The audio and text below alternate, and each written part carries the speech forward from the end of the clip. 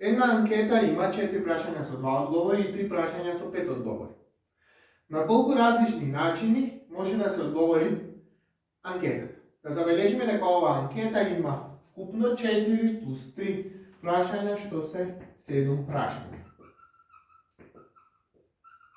Во оваа задача ќе го употребиме правилото на производ. Зошто? Бидејќи секое прашање го одговараме независно од одговорот на останатите прашања.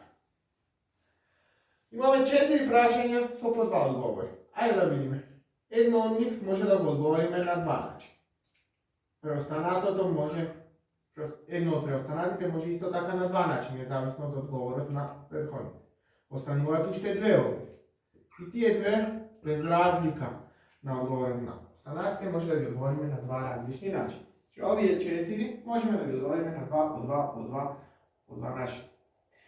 Без разлика на одговорот на овие прашања и овие 3 прашања со по 5 одговори, ги одговараме независно едно од друго и меѓу нив и независно едно од друго од овие прашања што содржат 2 одговори.